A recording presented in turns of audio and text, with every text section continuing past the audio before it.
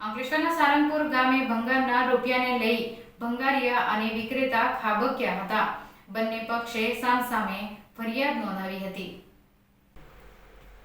બનાવની વિગત અનુસાર અંકલેશ્વર તાલુકાના સારંગપુર ગામ ખાતે આવેલા લક્ષ્મણનગર ખાતે ભંગારનું ગોડાઉન ધરાવતા રાજનસિંહના ગોડાઉન ઉપર તેના ભાણેજ અમિતસિંહ અને રોહિતસિંહ બેઠા હતા. તે દરમિયાન ત્યાં પોતાના ભંગારના રૂપિયા લેવા સમીરકુમાર ઉર્ફ ગૌરવ ઉર્ફ ગોરિયો યાદવ અને તેના મિત્ર મોહિત પણ ઉર્ફ બિહાર, દીપક પાટીલ ઉર્ફ દાદુ અને મખનજુ ત્યાં આવ્યા હતા અને રાજનસિંહ ભંગારના રૂપિયા કેમ આપતો નથી તે અંગે અમિતસિંહ જોડે માથાકૂટ સર્જાઈ હતી. દરમિયાન રાજનસિંહ પણ ત્યાં આવી જતા બંને પક્ષે લોખંડના પાઇપ વડે એકબીજા ઉપર હુમલો કર્યો હતો, જેમાં 6 વ્યક્તિને ઈજા પહોંચી હતી.